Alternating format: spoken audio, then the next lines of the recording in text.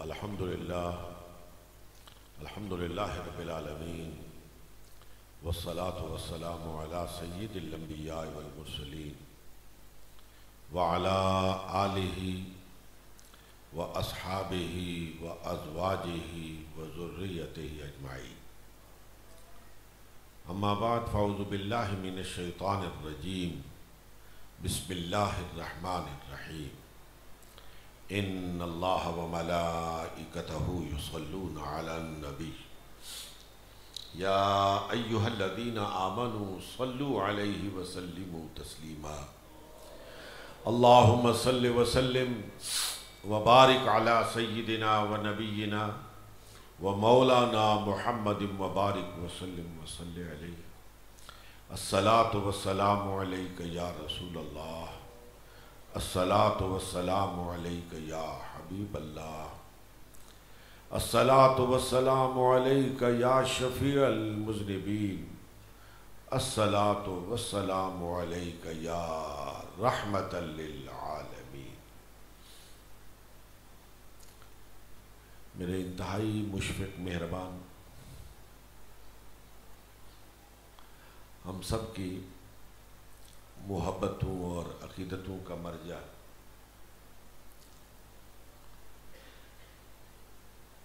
خطہ پوٹھوار ہی نہیں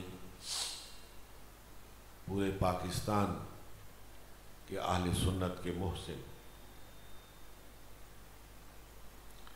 لائق صد عزت و احترام حضرت پیر سید حسین الدین شاہ صاحب دامت برکاتہم العالیہ، انتہائی قابل احترام پیران اعظام، علماء کرام، برادران اسلام،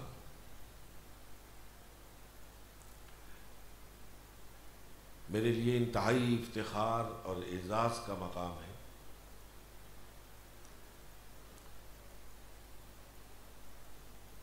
کہ آج دوسری مرتبہ خانوادہ رسالت مآب صلی اللہ علیہ وسلم کہ ایک فرزند جلیل حضرت پیر سید حسین الدین شاہ صاحب مدظ اللہ العالی کی زیر صدارت سید الشہداء حضرت امام حسین علیہ السلام کی بارگاہ میں سلام عقیدت و محبت پیش کرنے کی سعادت حاصل کر رہا۔ مجھے جب حضرت کی طرف سے یہ حکم ملا سید امتیاز حسین شاہ صاحب کی زبانی، تو میں نے عرض کیا تھا کہ مجھے سامع کی حیثیت سے موقع دیا جائے، اس لیے کہ اس موضوع پر میں گزشتہ سال اپنی گزارشات پیش کر چکا ہوں۔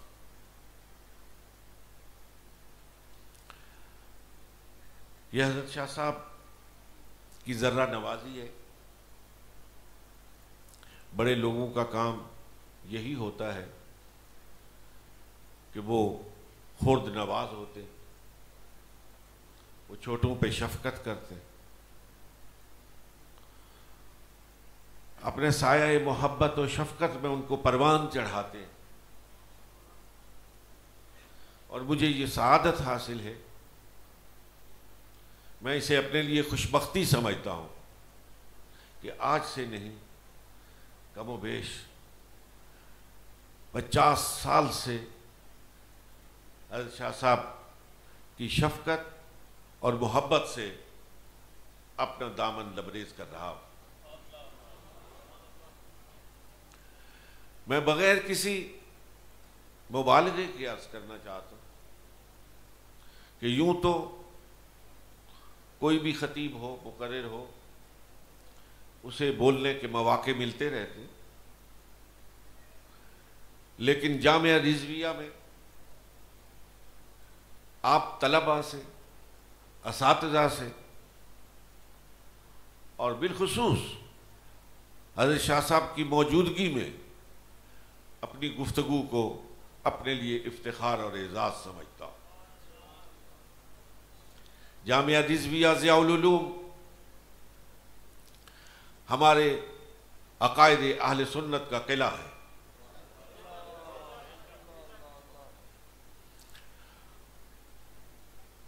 اور اس قلعے کا حکمران اتنا مضبوط ہے، اتنا اہنی عزم رکھنے والا ہے کہ وقت کی آندھیاں اور طوفان اس کو لرزہ براندام نہیں کر سکی ہے اور نہ کر سکتی۔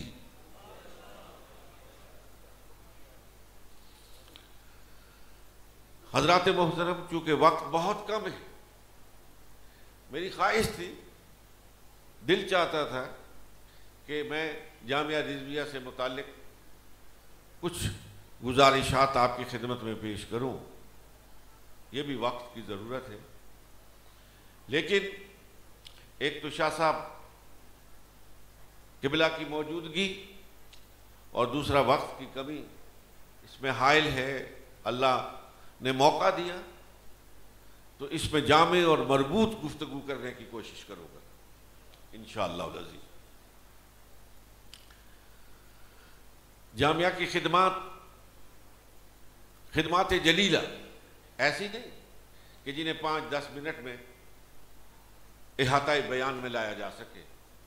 یہ ایک پوری تاریخ ہے، نصف صدی سے اوپر کی تاریخ، کم و بیش پون صدی کو محیط ہے۔ پون صدی کا احاطہ منٹوں میں نہیں کیا جا سکتا، چند لمحوں میں نہیں کیا جا سکتا۔ میں نے سبزی منڈی کو بھی دیکھا، میں نے یہاں جامعہ رضویہ کی بنیادیں پڑھتے ہوئے اپنی آنکھوں سے دیکھا،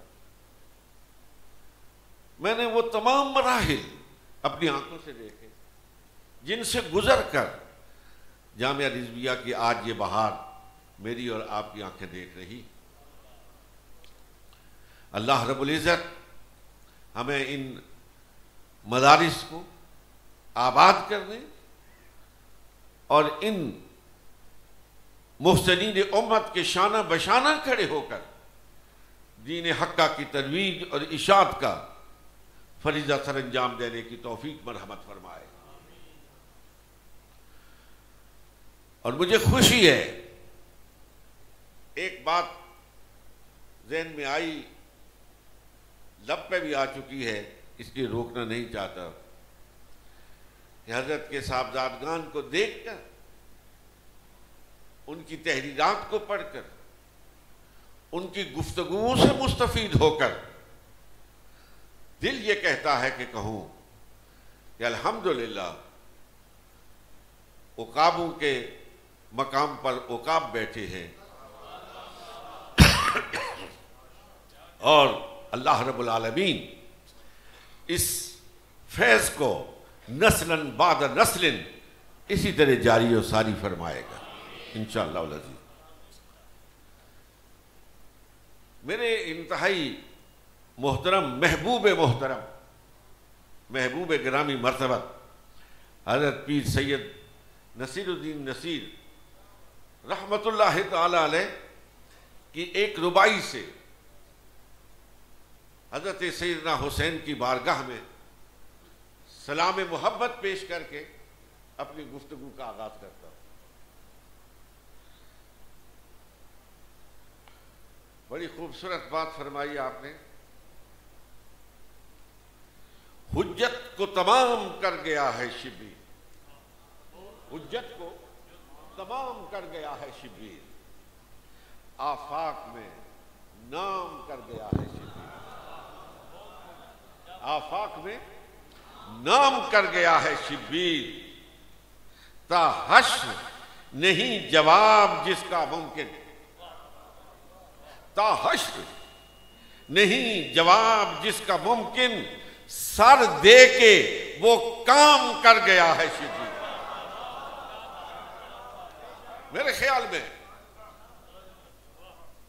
فلسفہ کربلا کو شہادت حسین کو جس انداز سے حضرت پیر صاحب نے سلام محبت پیش کیا ہے، یہ پیر نصیر الدین نصیر کا نصیب ہے۔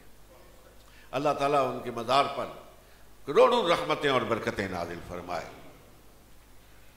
میرے انتہائی قابل احترام سامعین محترم، اگر مجھے آپ اجازت دیں تو میں علماء سے نہیں اپنے ان بچوں سے مخاطب ہونا چاہتا ہوں، اپنے ان بیٹوں سے خطاب کرنا چاہتا ہوں، اس لیے کہ علماء کے سامنے جو باتیں میں کہنا چاہتا ہوں وہ تو کندھے مقرر ہی ہو سکتا ہے، وہ تو سب صاحبان علم و فضل ہیں، ان کی بارگاہ میں بار بار یہ باتیں دہرانا،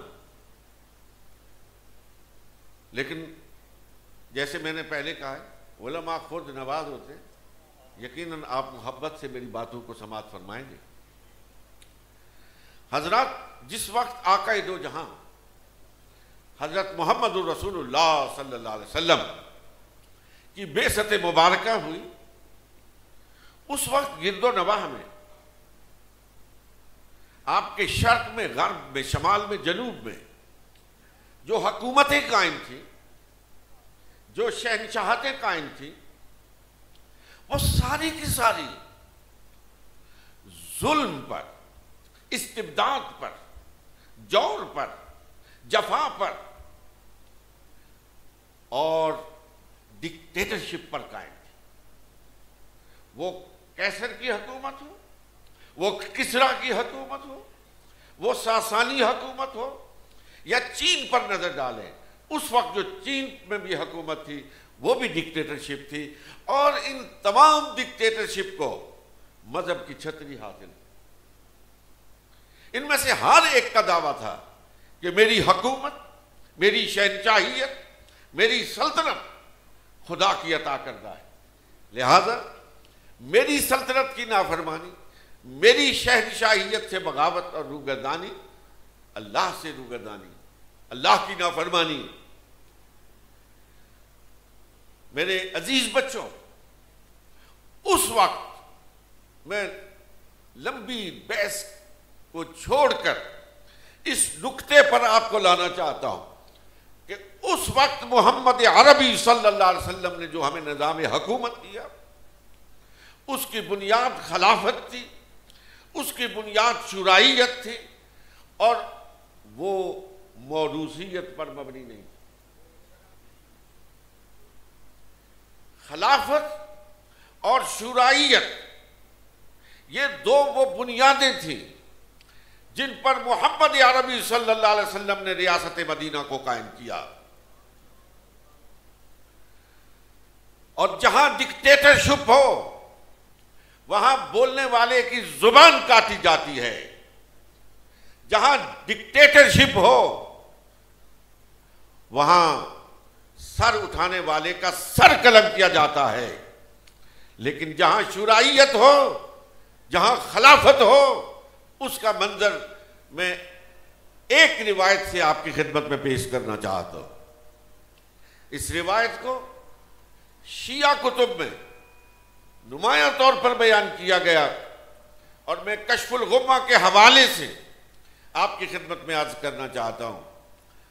سیدنا امیر المومنین فاروق اعظم رضی اللہ تعالی عنہ تشریف فرما ہے، مجلس لگی ہے، اور حضرت عمر مخاطبین سے پوچھتے ہیں، مجھے بتاؤ اگر میں تمہیں کوئی خلاف شرع حکم دوں تو کیا تم اسے مان لو گے؟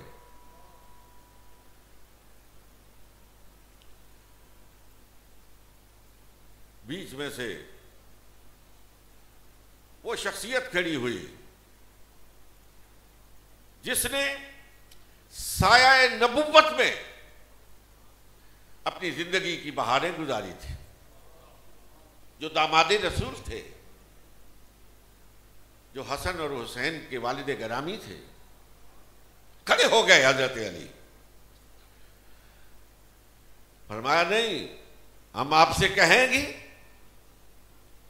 کہ آپ توبہ کریں اور بارگاہ رب العزت میں دعا کریں گے کہ اللہ آپ کی توبہ کو قبول فرمائے۔ حضرت عمر، یہ آپ اندازہ فرمائیں یہ اس وقت کی بات ہے جب عمر کیسر و کسریٰ کو للکار چکے تھے، جب ان کی فوجیں مشرق و مغرب میں اپنا علم لہرا چکی تھی. یہ اس وقت کی بات ہے کہ جب حضرت علی سامنے کھڑے ہو گئے اور فرمایا حضرت عمر نے کہ اے علی، اگر میں توبہ نہ کروں تو پھر کیا ہوگا؟ حضرت علی نے پوری جرأت کے ساتھ، پوری بے باکی کے ساتھ، پوری ہمت کے ساتھ، پوری جمعیت خاطر کے ساتھ، پوری ایمانی قوت کے ساتھ کہا عمر، اگر آپ نے توبہ نہ کی تو آپ کی دونوں آنکھوں کے درمیان یہ جو آپ کا سر ہے ہم اس کو 2 لخت کر دیں گے، 2 لخت کر دیں گے. یہ ہے وہ نظام جو محمد عربی صلی اللہ علیہ وسلم نے قائم فرمایا. جواباً خلیفہ وقت نے کیا کہا؟ حضرت عمر نے کیا فرمایا؟ حضرت عمر نے فرمایا کہ میں اللہ کا شکر ادا کرتا ہوں کہ اس صفحہ ہستی پر آج محمد عربی صلی اللہ علیہ وسلم کے ایسے غلام موجود ہیں جو آپ کی شریعت مطہرہ کے لیے پوری جرأت و ایمانی کے ساتھ کھڑے ہو سکتے ہیں.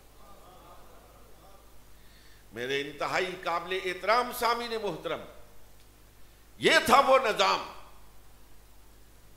جس کو محمد عربی صلی اللہ علیہ وسلم نے برپا کیا تھا.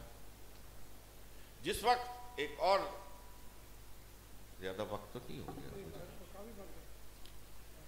ایک اور روایت کا سہارا لینا چاہتا اپنی بات کے ابلاغ کے لیے، مدعا کو بیان کرنے کے لیے. جب دارالحکومت کوفہ میں منتقل ہو چکا تھا، ایک مسافر سفر کرتا ہوا کوفے کی جانب رواں دواں تھا. رمضان کا مہینہ تھا، ابھی کوفہ نہیں پہنچا تھا، افطاری کا وقت آ گیا. سوچ میں پڑ گیا کہ یہاں افطار کا اہتمام کیسے ہو سکتا ہے، میرے پاس تو کچھ بھی نہیں ہے. چلتے چلتے دیکھا تو درخت کے نیچے ایک بزرگ بیٹھے، انہوں نے سامنے کچھ پانی اور کچھ سوکھی ہوئی روٹیاں ٹکڑوں کی صورت میں رکھی ہوئی ہیں. یہ ان کے پاس چلا گیا اور کہا بابا جی اگر اجازت دیں تو میں بھی افطاری میں شریک ہو جاؤں. آپ نے فرمایا بسات شوق، آئیے ہمارے ساتھ افطاری کیجیے. بیٹھ گیا، وہی افطاری کی. کوفہ میں پہنچا، ایک جگہ دیکھا کہ میلہ لگا ہوا ہے. گیا تو پوچھا یہاں کیا ہے؟ کہا مسافروں اور ضرورت مندوں کے لیے کھانا تقسیم ہو رہا ہے. اندر چلا گیا، دسترخوان پہ بیٹھ گیا، انواع و اقسام کے کھانے. دیکھا تو 2 انتہائی خوبصورت نوجوان جن کی خوبصورتی کی قسم کھائی جا سکتی ہے، وہ وہاں لنگر تقسیم کر رہے. ان میں سے ایک کو بلایا اور کہا میرے بچوں غور سے سننے کی بات ہے. بلا کے کہا کہ بڑی مہربانی، آپ نے بہت اچھا کھانا کھلایا، لیکن میں نے رستے میں درخت کے نیچے بیٹھے ہوئے ایک فقیر کے ساتھ روزہ افطار کیا ہے، وہ سوکھی روٹی کھا رہا تھا. اگر آپ تھوڑا سا کھانا مجھے دے دیں تو احسان کا بدلہ چکا دوں اور میں جا کے اس کی خدمت میں پیش کرتا رہا ہوں. جواب کیا ملا؟ جواباً اس شہزادے نے کہا تم پہچانتے نہیں؟ نے کہا بتاؤ تو صحیح تعارف کیا ہے؟ کہا میں حسین ہوں، وہ حسن ہے، اور یہ لنگر علی ہے، اور جس بابے کے ساتھ افطاری کر کے آئے ہو وہ ہمارے بابا علی المرتضیٰ ہے رضی اللہ تعالی. سلطان کے لیے ہے نہ تونگر کے لیے ہے، کونین کی ہر چیز قلندر کے لیے۔ سلطان کے لیے ہے نہ تونگر کے لیے ہے، کونین کی ہر چیز قلندر کے لیے ہے۔ زربفت کے پردے ہیں کنیزوں کے گھروں میں، زربفت کے پردے ہیں کنیزوں کے گھروں میں، اور ایک کہنہ ردا بنت پیغمبر کے لیے۔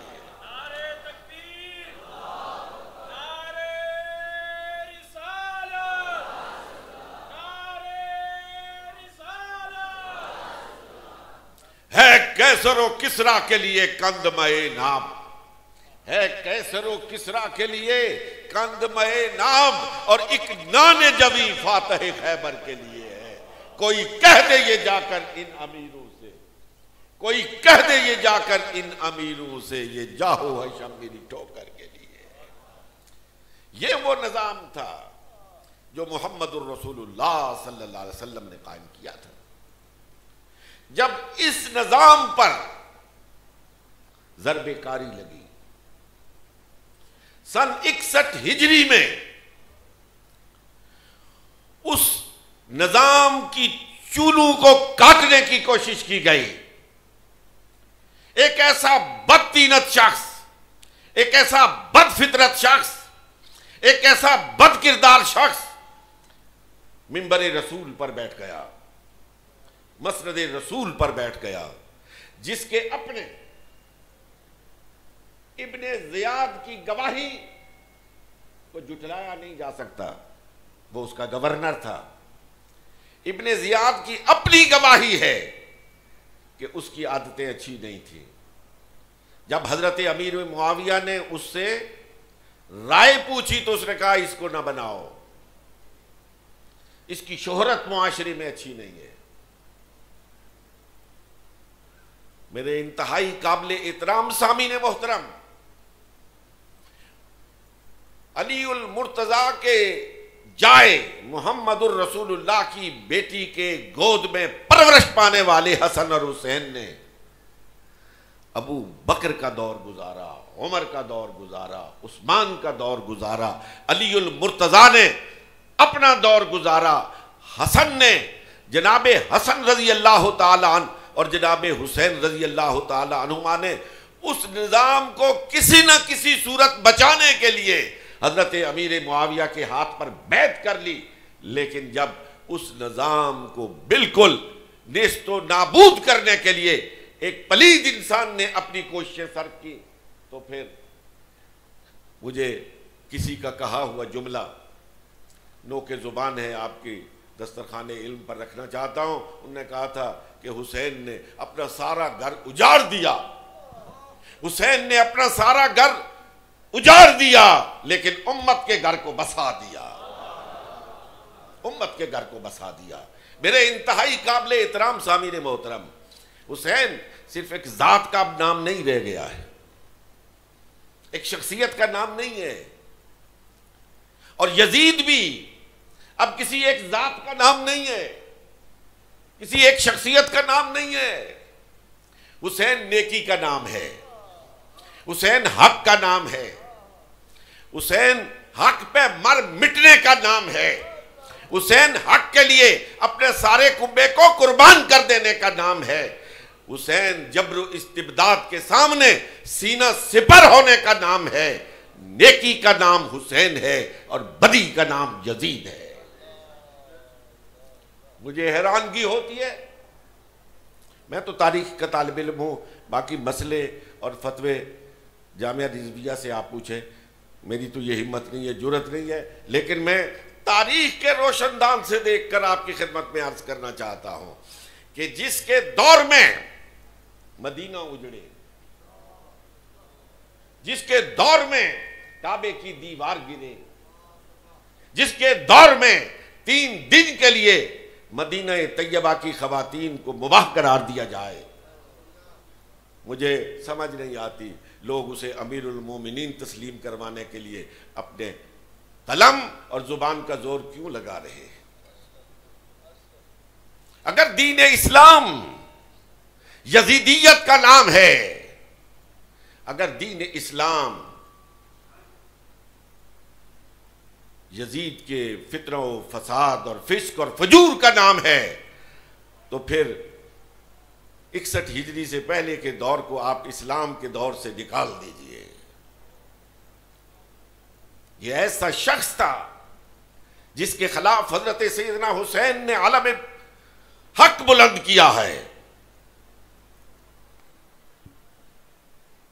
حضرت عمر بن عبدالعزیز کے دربار میں ایک شخص نے، میرے عزیز بچوں، یزید کے لیے امیر المومنین کا لفظ استعمال کیا۔ غصے سے آپ کا چہرہ لال سرخ ہو گیا، انتہائی ناگواری کے عالم میں۔ پتہ ہے کیا کیا؟ فرمایا اس کی کمر پر درے برساؤ، اس کو جرأت کے، یہ کوئی بنو عباس کا زمانہ نہیں ہے، یہ کوئی حضرت حسین رضی اللہ تعالی عنہ کے لواحقین کی حکومت نہیں ہے، بنو امیہ کی حکومت ہے۔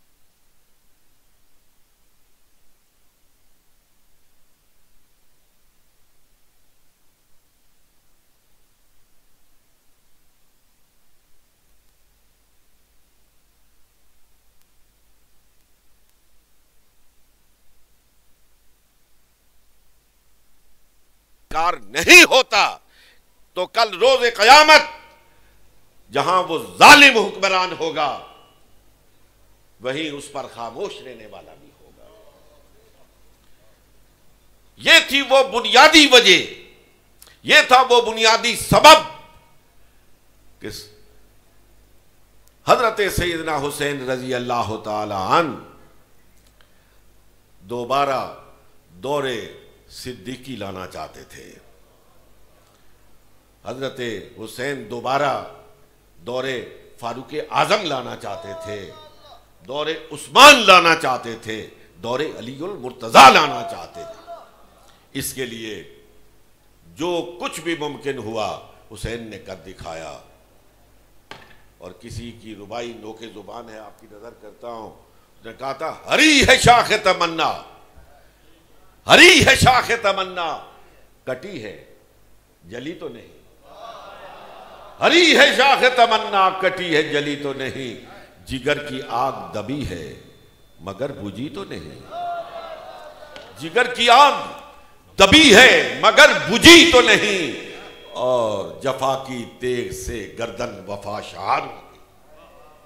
جفا کی تیغ سے گردن وفا شعارو کی، کٹی ہے برسر میدان مگر جھکی تو نہیں۔ وآخر دعوانا ان الحمدللہ رب العالمین۔